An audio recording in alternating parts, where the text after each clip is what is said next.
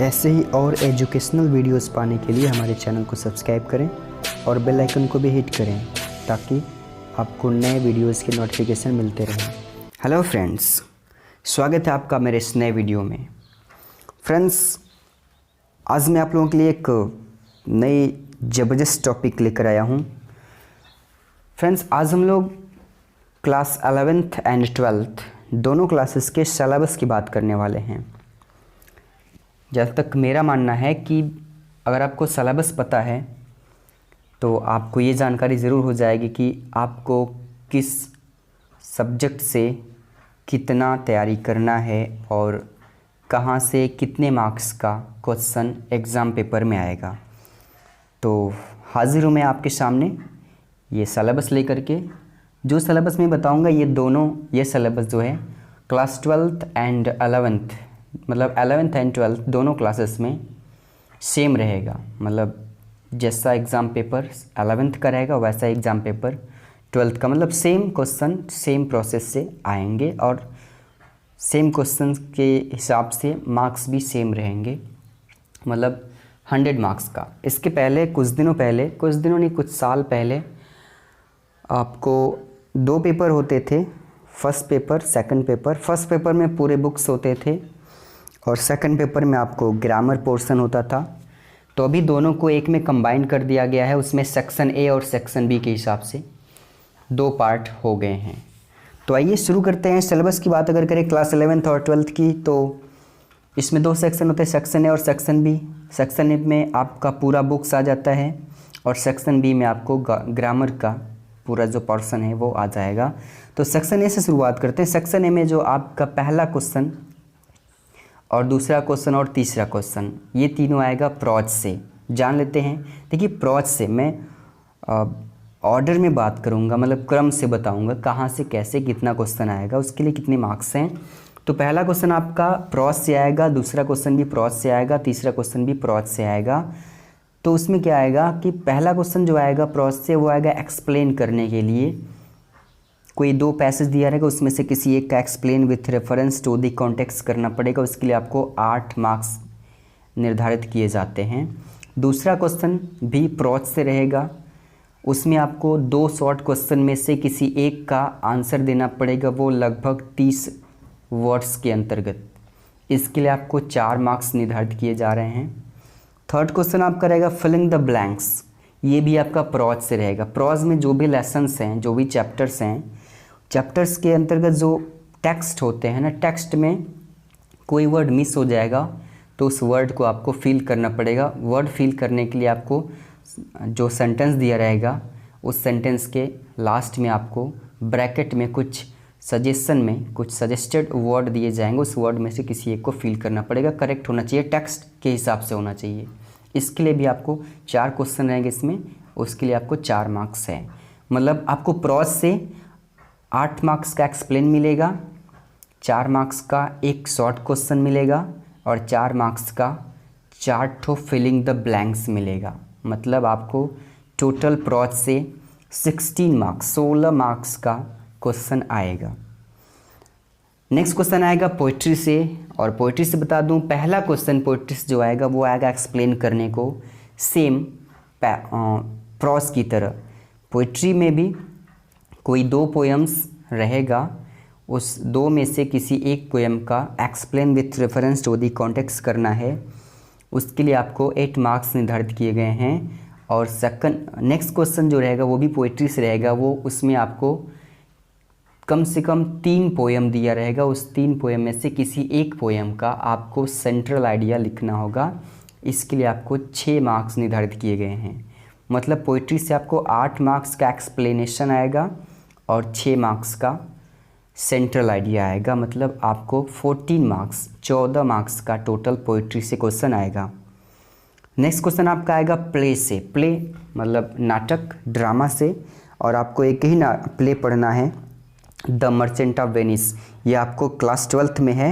और 11th की बात करेंगे तो क्लास 11th में आपको द लाइट ऑफ एशिया, जिसमें गौतम बुद्ध की कहानी है, वो आपको पढ़ना है। और क्लास 12th में आपको द मर्चेंट ऑफ वेनिस पढ़ना है। तो क्लास 11th में भी 2 क्वेश्चन आएगा इससे, और 12th में भी आपको 2 क्वेश्चन, मतलब क्लास 11th में द लाइट ऑफ एशिया से 2 क्वेश्चन आएगा, उसमें से किसी एक का आंसर देना पड़ेगा 75 वर्ड्स के अंतर्गत। इसके लिए आपको 8 मार्क्स मतलब 8 मार्क्स निर्धारित किए गए हैं। और क्लास 12th की बात करें तो क्लास 12th में आपको द मर्चेंट ऑफ वेनिस से 2 क्वेश्चन आएगा, उसमें से किसी एक का आपको 75 वर्ड्स में आंसर देना है। इसके लिए आपको 8 मार्क्स निर्धारित किए गए। मतलब वही प्ले से 11th की प्ले की बात करें तो the light of Asia, 12th के प्ले की बात करें तो द मर्चेंट ऑफ वेनिस। तो यहाँ से 2 क्वेश्चन आएगा, 2 में से एक का आंसर देना होगा 75 वर्ड्स में। इसके लिए आपको 8 मार्क्स मतलब आपको प्ले से 8 मार्क्स का क्वेश्चन मिलेगा। नेक्स्ट क्वेश्चन आएगा आपका शॉर्ट स्टोरीज से। इसके अंतर्गत आपको कम से कम 3 या 4 क्वेश्चन मिलेंगे शॉर्ट क्वेश्चन, उसमें से किसी 2 का आपको आंसर देना है लगभग 30 शब्दों के अंतर्गत, और दोनों क्वेश्चन का आंसर देने के लिए आपको 4 मार्क्स मतलब 8 मार्क्स निर्धारित किए जा रहे हैं। मतलब आपको शॉर्ट स्टोरी से आपको 8 मार्क्स का क्वेश्चन मिलेगा। नेक्स्ट क्वेश्चन आपका आएगा figure of speech. Figure of speech अलंकार होता है, ये भी मान लीजिए पोइट्री में ही ये दिया होता है, लेकिन ये अलग से है। मतलब सेक्शन ए का जो लास्ट क्वेश्चन रहेगा वो रहेगा फिगर्स ऑफ स्पीच से। इसमें क्या रहेगा, इसमें आपको कम से कम 3 फिगर ऑफ स्पीच का नाम दिया रहेगा। उसमें फिगर ऑफ स्पीच समझते हैं सिमिली, मेटाफर, ऑक्सीमोरन, हाइपरबल, ये सब फिगर ऑफ स्पीच। इसमें से कोई 3 दिया रहेगा, उसमें से किसी एक फिगर ऑफ स्पीच का आपको डेफिनेशन देना है और 2 एग्जाम्पल देना है, और इसके लिए आपको 4 मार्क्स निर्धारित किए गए हैं। मतलब आपको फिगर ऑफ स्पीच 4 मार्क्स का आएगा, उसके अंतर्गत किसी एक फिगर ऑफ स्पीच का डेफिनेशन देना है 2 एग्जाम्पल सहित। तो ये रहा सेक्शन ए का सिलेबस। कोई चीज़ अगर कन्फ्यूज़न हो, न समझ में आई हो, तो कमेंट बॉक्स में आप ज़रूर पूछ सकते हैं। तो आइए सेक्शन बी की तरफ चलते हैं। सेक्शन बी में आपका ग्रामर पोर्शन रहेगा। ग्रामर पोर्शन की बात करें तो ग्रामर पोर्शन में सबसे पहला जो क्वेश्चन आएगा वो आएगा नरेशन से, जिसको डायरेक्ट इनडायरेक्ट कहते हैं। इसमें भी आपको 2 क्वेश्चन रहेगा, उसमें से किसी एक सेंटेंस का आपको इनडायरेक्ट स्पीच में चेंज करना पड़ेगा। इसके लिए आपको 2 मार्क्स निर्धारित किए गए हैं। उसके बाद नेक्स्ट क्वेश्चन आपका आएगा सिंथेसिस से, मतलब कॉम्बिनेशन ऑफ सेंटेंस जिसे कहते हैं, मतलब संयोजन, मतलब सेंटेंसेस को जोड़ने वाला जो होता है सिंथेसिस। इसमें भी 2 सेंटेंस मिलेगा, उसमें से किसी एक सेंटेंस का आपको कॉम्बिनेशन करना पड़ेगा। इसके लिए भी आपको 2 मार्क्स निर्धारित किए जा रहे हैं। थर्ड क्वेश्चन आएगा ट्रांसफॉर्मेशन से, मतलब वाक्य परिवर्तन। इसमें भी आपको 2 सेंटेंस रहेंगे, 2 में से किसी एक सेंटेंस का आपको ट्रांसफॉर्मेशन करना होगा, दूसरे सेंटेंस में जो कि बदलाव करना पड़ेगा। इसके लिए भी आपको 2 मार्क्स निर्धारित किए गए हैं। अगला क्वेश्चन आपका आएगा सिंटैक्स से। सिंटैक्स मतलब करेक्शन ऑफ सेंटेंसेस, वाक्य का शुद्धिकरण करना पड़ेगा। इसके लिए भी आपको 4 या 5 सेंटेंस दिए रहेंगे, उसमें से किसी 2 सेंटेंस का करेक्शन करना पड़ेगा। किसी 2 सेंटेंस में वर्ड्स गलत दिया रहेगा, उसको आपको करेक्ट करना पड़ेगा। इसके लिए भी आपको 2 मार्क्स निर्धारित किए गए हैं। नेक्स्ट क्वेश्चन आपका आएगा आइडियम्स एंड फ्रेजेस से। आइडियम्स फ्रेजेस जो है ये आपका 5 आइडियम्स और फ्रेजेस दिया रहेगा, उसमें से किसी 3 का आपको खुद के सेंटेंसेस में यूज करना पड़ेगा। इस तरह यूज करना पड़ेगा कि उस आइडियम या उस फ्रेज का अर्थ क्लियर हो जाए। मतलब किसी 3 का अपने सेंटेंसेस में यूज़ करना होगा। इसके लिए भी आपको 3 मार्क्स निर्धारित किए गए हैं। नेक्स्ट क्वेश्चन आपका आएगा एंटोनिम से। एंटोनिम्स मतलब विलोम शब्द। विलोम शब्द में 3 ठो शब्द दिया रहेगा, 3 शब्द, तीनों शब्द का आपको एंटोनिम्स लिखना पड़ेगा। इसके लिए आपको 3 मार्क्स निर्धारित किए गए हैं। इसके बाद नेक्स्ट क्वेश्चन आपका आएगा सिनोनिम्स, मतलब समानार्थी शब्द। समानार्थी शब्द मतलब सिनोनिम्स आपको 3 वर्ड्स मिलेंगे, इसमें 3 वर्ड्स का भी आपको सिनोनिम्स लिखना पड़ेगा। इसके लिए भी आपको 3 मार्क्स निर्धारित किए गए हैं। नेक्स्ट क्वेश्चन आपका आएगा 1 वर्ड सब्स्टिट्यूशन। 1 वर्ड सब्स्टिट्यूशन में आपको केवल और केवल 3 क्वेश्चन रहेंगे और तीनों क्वेश्चन का 1 वर्ड सब्स्टिट्यूशन करना पड़ेगा। इसलिए क्या होता है कि 3 सेंटेंस रहेंगे, 3 सेंटेंस में प्रत्येक सेंटेंस के लिए 1 शब्द निर्धारित करना होता है। मतलब होता है, जैसे कि हु बिलीव्स इन गॉड, जो भगवान में विश्वास करता हो तो उसे क्या कहते हैं, उसको बोलते हैं थीस्ट, आस्तिक। तो हु बिलीव्स इन गॉड ऐसा लिखा रहेगा सेंटेंस, उसके लिए हमें वन वर्ड सब्स्टिट्यूट करना पड़ेगा। तो वन वर्ड सब्स्टिट्यूट करेंगे तो उसके लिए लिखना पड़ेगा थीस्ट।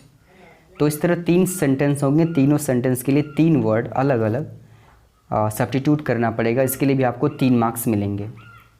नेक्स्ट क्वेश्चन आपका आएगा होमोफोन्स से। होमोफोन्स मतलब इसको बोलते हैं समध्वनि विन्यार्थक शब्द, मतलब ऐसे शब्द जिनका प्रोनाउंसिएशन लगभग सेम होता है, लगभग सेम, कभी कभार सेम होता है, लेकिन प्रोनाउंसिएशन की बात करें, उच्चारण की बात करें तो लगभग सेम होता है। जैसे रीड की बात करें, REED होता है एक होता है READ, दोनों सेम प्रोनाउंसिएशन, लेकिन दोनों का जो मीन है, अर्थ है, वो अलग अलग है। तो दोनों का आपको क्या करना पड़ेगा, खुद के सेंटेंस में यूज़ करना पड़ेगा ताकि दोनों का अर्थ क्लियर हो जाए, डिफरेंट आ जाए दोनों में। इसके लिए भी आपको 2 मार्क्स निर्धारित किए जा रहे हैं। नेक्स्ट क्वेश्चन आपका आएगा ट्रांसलेशन से। ये ट्रांसलेशन आपका आएगा हिंदी टू इंग्लिश। आपको एक पैसेज दिया रहेगा हिंदी में, उसको आपको इंग्लिश में ट्रांसलेट करना पड़ेगा। इसके लिए आपको 10 मार्क्स निर्धारित किए गए हैं। नेक्स्ट क्वेश्चन आपका आएगा एसे, निबंध लिखने को आएगा। इसमें भी आपको 2 या 3 टॉपिक दिया रहेगा, उसमें से किसी एक टॉपिक पर आपको निबंध लिखना है। लगभग 250 मतलब 250 के शब्द के अंतर्गत लिखना होता है। इसके लिए आपको 12 मार्क्स मतलब 12 मार्क्स निर्धारित किए जा रहे हैं। नेक्स्ट क्वेश्चन आपका लास्ट क्वेश्चन है आएगा वो अनसीन पैसेज, अपठित गद्यांश, मतलब ऐसा पैसेज जो आपके सिलेबस में नहीं है। सिलेबस मतलब जो आपके बुक्स के टेक्स्ट में नहीं है, मतलब अपठित रहेगा। वो एक पैसेज दिया रहेगा, उस पैसेज के नीचे 2, 3, 4 क्वेश्चन दिया रहेगा। क्वेश्चन का आंसर देना है आपको, और इसके लिए इस पैसेज से जो क्वेश्चन रहेंगे पूरे क्वेश्चंस के लिए आपको फुल मार्क्स 6 मार्क्स निर्धारित किए गए हैं।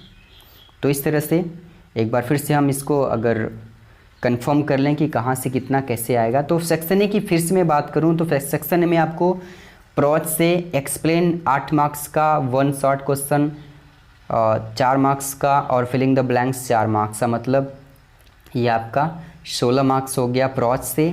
पोइट्री की बात करें तो आपका पोइट्री से 8 मार्क्स का एक्सप्लेन करने को आएगा और 6 मार्क्स का सेंट्रल आइडिया लिखने को आएगा, मतलब 14 मार्क्स का पोइट्री से आएगा, 14 और 16 मार्क्स का प्रोज से, तो ये 14, 16, 30 मार्क्स हो गया। प्ले की बात करें तो प्ले से आपका लॉन्ग क्वेश्चन एक आएगा 8 मार्क्स का, 30 38 होता है। और शॉर्ट स्टोरीज की बात करें, इसमें 2 क्वेश्चन शॉर्ट क्वेश्चन लिखने को आएगा, इसके लिए आपको 8 मार्क्स निर्धारित किए गए हैं। तो 38, 8, 46 होता है। और लास्ट क्वेश्चन आपका फिगर ऑफ स्पीच से आएगा, सेक्शन ए का लास्ट क्वेश्चन, ये आपका 4 मार्क्स है, मतलब 50 हो गया टोटल। और सेक्शन बी की बात करें तो 2 मार्क्स का नरेशन, 2 मार्क्स का सिंथेसिस, 2 मार्क्स का ट्रांसफॉर्मेशन, 2 मार्क्स का सिंटैक्स, 2 मार्क्स का 3 मार्क्स मतलब 3 मार्क्स का आपको आइडियम्स फ्रेजेस है, और 3 मार्क्स का एंटोनिम्स है, 3 मार्क्स का ही सिनोनिम्स है, और 3 मार्क्स का आपको 1 वर्ड सब्स्टिट्यूशन है, 2 मार्क्स का आपको होमोफोन्स है, और 10 मार्क्स का आपको ट्रांसलेशन है, 12 मार्क्स का आपको एसे है, और 6 मार्क्स का आपको अनसीन पैसेज है। टोटल करेंगे तो ये भी 50 होता है। तो 50 + 50 100, मतलब सेक्शन ए 50 मार्क्स का, और सेक्शन बी भी आपको 50 मार्क्स का मिल जाएगा। तो ये रहा क्लास 11th एंड 12th का सिलेबस। इसकी जानकारी लेकर के आपको अपने एग्ज़ाम की तैयारी करने के लिए कैसा फील हो रहा है कमेंट बॉक्स में ज़रूर शेयर करिए, और मैं आप लोगों के सुखद अच्छे भविष्य की कामना करता हूँ। लगे रहिए, और अभी तक अगर आप मेरे चैनल पे नए हैं तो मेरे चैनल को सब्सक्राइब करिए और बेल आइकन को भी हिट करिए ताकि नए वीडियोस की नोटिफिकेशन आपको मिलते रहें। और हम लोग मिलेंगे अगली वीडियो में अगली टॉपिक को लेकर। तब तक के लिए tata, bye bye, take care.